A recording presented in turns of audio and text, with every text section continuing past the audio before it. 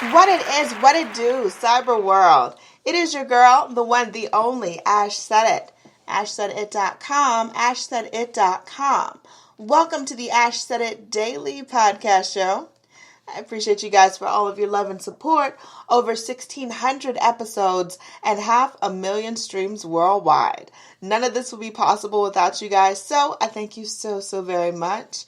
And yes, we're trying to find a sense of normalcy again.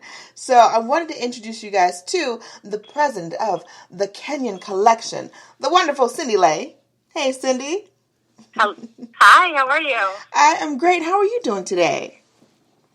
We are wonderful. We're sitting in sunny Ocala, Florida, and it's a beautiful day. Oh, Ocala. My grandmother used to live out there. I love it out in Ocala. Oh, yeah? Yeah. We used to go out there on we summers. Oh, my goodness. Ocala's, yeah. It's very low-key, very quiet. It's not the excitement of Orlando. Yes. Very laid back. Yes. We call it slow Cala, because it's very slow here. Yes, absolutely. All right, so Cindy, let's get into the history, the story behind the Kenyan Collection. Sounds good. Joan Schultz was the founder of the Kenyan Collection. She was living in Kenya working for the World Bank when, right after 9/11, she witnessed the donation of 14 head of cattle to the U.S. Embassy. And the cattle are the Maasai's form of wealth. And so they said, please donate these cattle to the victims of 9/11. We're so sorry this happened to your country. And it really changed her. And she thought, I've got to help these beautiful people get their work out into the world. So the Kenyan Collection was born. And it started with her just finding lovely products from Kenya, importing them into the United States and reselling them. She was able to find people who were beading dog collars or making baskets. And it kind of evolved into a leather beaded work. I was a dealer of hers, and she wanted to retire and called me up one day and just said, hey, you would be perfect for the Kenyan Collection. Are you interested? And I said, absolutely. I wanted to be part of this.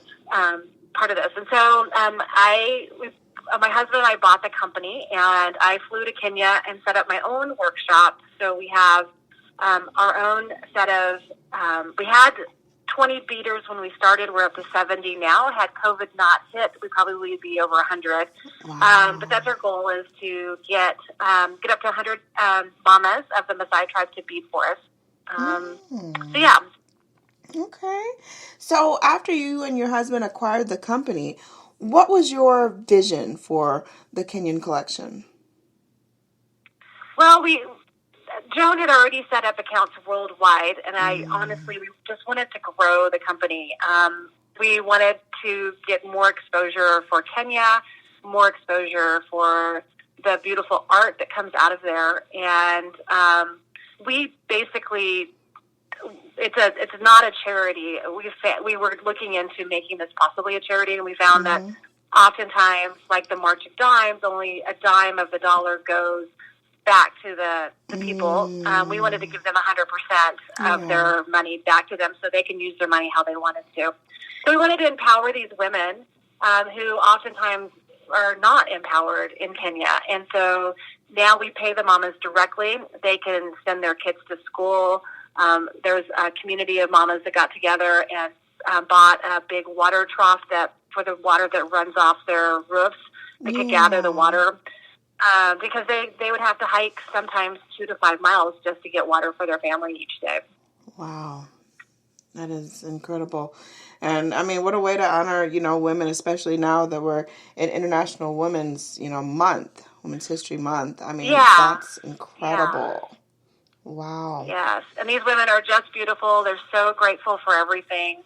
Yeah. We provide them with the leather, the beads, the thread, and give them direction of what the pattern is going to be that they're going to bead. Most of our patterns are fairly predictable, but there are a few patterns like Hippo Circus and Primary that we give the mamas artistic freedom, and they can go and play and do whatever pattern they want to create. And sometimes some of our newer collections come from these new creations that they've come up with. So it's always like Christmas when we open our box from Kenya to see all the beautiful creations they've made. Yes. Now, what are some of the products that are available on the website? Our biggest line are going to be our dog collars. It's so funny that during COVID, everyone wasn't buying for themselves, but they were buying for their dog. And so the dog collars are our biggest seller. We also have belts. We do purse straps, purses, key rings, bracelets, anything that can be beaded on leather. We're happy to try to do something. We'll do custom colors and patterns for people as well. Gotcha. So, Cindy, what do you feel is going to be next for you guys? What is the next phase of the Kenyan Collection? Just growth right now. We really want the word to get out there that the Kenyan Collection exists, the message behind it, and how it is helping empower women in Kenya. That's our ultimate goal, is growing the collection, hiring more mamas, and keeping them busy. They can travel anywhere from 2 to 6 hours to come in to give us their assignments and pick up new assignments. And in the past, they might have come to the person that was making the products, and they may have to go home without an assignment. So since we bought the company, we've guaranteed them that they will always have work and that they will always be able to provide for their families. Yeah. Even during COVID, when they were locked down, there's something called M-Pesas in Kenya. And ironically, some of these communities, they do have cell phones. And M-Pesa is kind of like PayPal for us. And we, even though we did not have the assignments from the mamas, we knew that they would be coming someday. And so we went ahead and paid them during that time so that they can still function and survive during that horrible time. Yeah, definitely. And, everybody, I'm sure you're aware, everybody's been affected by COVID in one way or another. So how are you guys able to adapt as far as like getting the product and, just keeping productivity and morale high for these women? Well, interestingly, it was a little tough getting product from Kenya. We air fly everything over, and generally through Lufthansa as cargo. And there was no domestic flights going in and out of Kenya. And so all of a sudden our ability to get product to the States it's halted. Unfortunately, we did have to resort to other carriers that were 3-4 times as much as expensive. That we needed to get product here and kept our accounts going. So that was a little bit of a hardship for us. But in the long run, our accounts were still able to provide product for their customers and keep the line going. Yeah, definitely.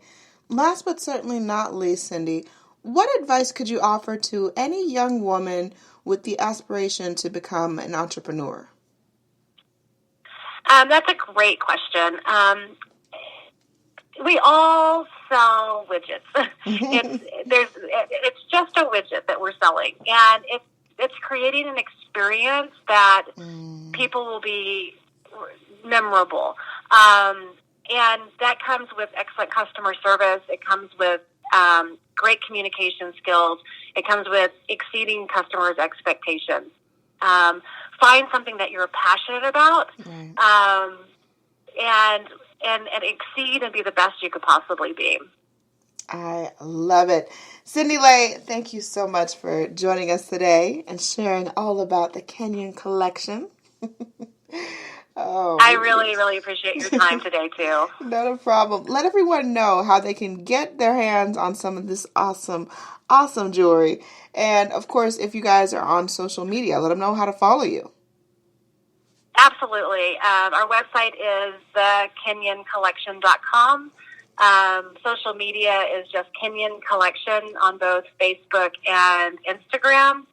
We also have hundreds of pet stores and boutiques throughout the world that carry our line. If for some reason you go into a pet store and they don't have us, ask them why. We would love to set them up. Awesome. Much more success to you and the rest of the team, Cindy. Keep up the good work. Thank you. Doing it. I really appreciate it. We love you guys. Not a problem. And I appreciate each and every one of you guys. Thank you so much for all of your love and support. Keeping in mind, anyone to tell you that you can't do what you want to do, you look them square in the face, you tell them, don't believe me. Just watch. Watch what I do. Watch me make it happen. Watch me make history. That's what we're doing this for, the history books. Social media is nice, but real life is so much better. Until next time, you guys.